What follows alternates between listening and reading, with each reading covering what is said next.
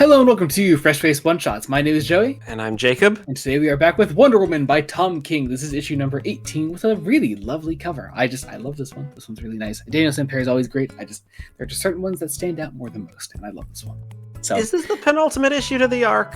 Do we think the arc is ending next time? I believe so. I know you can find out through the solicits, and I forget if it's 20 or 21 that begins the next arc. And I know I saw it at one point, and I can't remember. Either way, this is either the penultimate or the issue before the penultimate. So It's either the penultimate or the anti-penultimate. yeah, so we'll find out, I guess, next time. We'll find out next time. Yeah, but for now, we have Wonder Woman 18, which is fascinating as always, as Tom King's Wonder Woman always is. Can we just say it's a bit weird? Is it? The political situation. To be fair, a lot of this was written or at least plotted out long before our current sitting president was elected. So Was elected and inaugurated and yeah. So would like to make keeping that himself- in mind, yes, it's weird to read because Tom King is striving for an idealistic America. I think here is what he's trying to do. But an idealistic America that, if we're gonna be honest, probably has never really existed.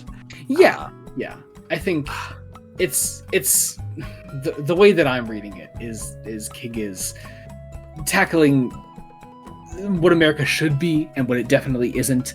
And it's also kind of neatly working out with our current shitty political situation. There's literally a scene towards the end where I'm pretty sure Sampere inadvertently draws Donald Trump. So it it happens. We'll talk about it towards the end of the issue. But for now, we have Wonder Woman preparing for war, essentially. I do kind of like this idea that Superman helped to rebuild the Washington Monument because it was destroyed in a previous Wonder Woman issue. It's just kind of funny. We have Wonder Woman. I love also Sampere's art here. Wonder Woman walking through this, walking through the snow here. It's just a different kind of setting. It looks nice. We have the Sovereign hiding out in the Oval Office, as he was in the last issue. As he symbolically destroys a bust of Lincoln. Yep. Definitely not. Actually, this is going to be kind of funny. There's this one panel where Sampere draws the bust of Lincoln, and it looks kind of like Matt Smith with a beard. Yeah, I can't unsee that now. Oh, yeah, no. Once you see it, you can't unsee it. You're right about that. Oh no, with the bow tie and everything. Oh, damn, I hate you. I really hate you right now. Wonder Woman is fighting some of the Sovereign's people. There's just something great and symbolic about people working for what is essentially a foreign government, because the Sovereign is not American, is the idea. Well, he is American. Well, he's American, but the idea, as I always took it, was that his family is not of the. The point is that his family has been working in the background throughout America's history as the real power behind the presidency, I suppose. Yeah. I think it's kind of maybe where King's political commentary gets a little messy. Because and again, realistically, we're only really saying this because of something that King, I don't think, really could have predicted when he actually plotted this out. Like, this is an arc that has been building up since the very first issue of Wonder Woman, which was a year and a half ago. So who knows? But again, something great and symbolic about these soldiers firing from the top of the White House. I really like. It looks great. And it's somewhat terrifying. Wonder Woman fighting these guys off. We have Grail here in the Oval Office, preparing to fight Diana herself. Because Diana points at her, so yeah, essentially baiting her out. There's a very funny scene then of the Wonder Girls looking after little Lizzie. I love that scene. I can't help it. It's great. It's funny. It's a needed bit of levity in a very serious issue. It's cute. I think then the confrontation with Sergeant Steele is perhaps the most interesting scene. Yes. This I loved. This was great. Since he's here and he's basically saying, we have 10 Amazons who've been we've taken 10 Amazons out of the prison that they've been that they've been sent to without trial because King is trying to say some stuff about what the U.S. government does, and every step you take, we're going to shoot them. But King then kind of just does the why doesn't the Justice League step in? And it's like, oh no, the Justice League has stepped in. Like, yeah, Batman got intel on this, and Flash rescued the women, and so Sergeant Steele's power in this moment disappears the second that he is no longer threatening women, and it's a great moment actually. I will say there's an interesting way that Sampere draws his metal hand, and he draws the hand twice. And there's an interesting thinning effect that happens in the second panel. Yeah. Right as Diana goes to grab it, yeah, that's true. Which is an interesting visual cue. Because I think King clearly wants to say fascism in general is weak, and all it takes is one person to stand up. Yeah, definitely. Even if we're using this with clearly not an ordinary person. This is Wonder Woman after all. But yeah. But she does rip off Steele's new hand and kicks him down. Continues to advance. Love this moment then when the Sovereign is contemplating George Washington and how his family always saw him as weak, and he. You understand the history behind this, right? It's because George Washington could have easily gone for a third term as president and just said, "Nope, I'm done."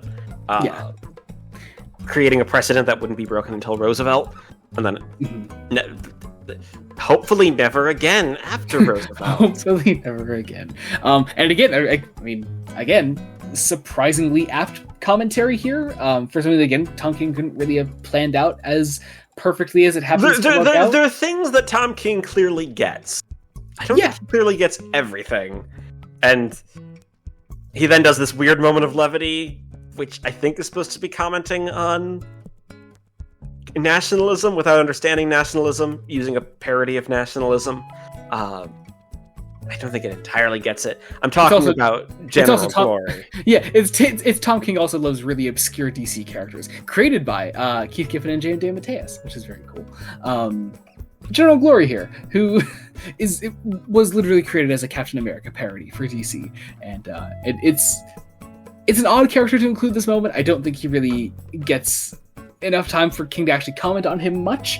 I think it's supposed to be a vague comment on nationalism, but that also wants to be patriotism because Diana's standing for the flag, which I don't. I mean, as King has pointed out in this very run, it is not a symbol that Diana chooses. It is one that was thrust upon her. Yes. And then we were going to promise a Diana Grail face-off, but there's been a plan for that all along. Yeah. I do like this moment, though, that it's Cheetah that ends up going after Grail. In that, Grail and Diana's last match ended in a draw, and Cheetah was once able to defeat Diana, so she wants to try to defeat Grail as well. And it's a nice moment. Essentially, King is just trying to use all of Diana's family here that she's built up throughout these past couple issues. Ending our issue then with Diana kicking down the door of the White House. The president saying that the Secret Service is forcing him to leave. Again, I think it's an accident, but pretty clearly, I think that is our current president. And I mean, it's very possible this wasn't drawn until after the election. Very true. But yeah, we have the Sovereign sitting alone in the Oval Office, Diana storming the White House, ending our issue there with Fury Part 4. I'm fascinated to see where this goes. I can't wait to see what our final issue, possibly next time, if not the time after, where King is actually going with all this. I'm excited. I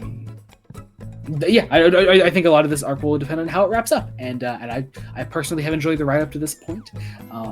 I have also overall enjoyed it, even though there's been some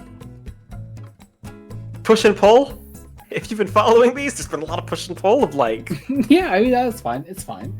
You know, which I think I'm going to call it the Tom King problem of sometimes you need the full big picture to get it, but yeah, I mean that's true as well. That's true as well because like our other big Tom King thing we read was the first like 3 arcs. Sorry, we read a bunch of arcs from his Batman stuff. But like whenever we read one of those arcs, like we read the entire thing as one big trade. I think it's easier to look back fondly on those when you have the bigger picture. So I don't know. I guess we'll see.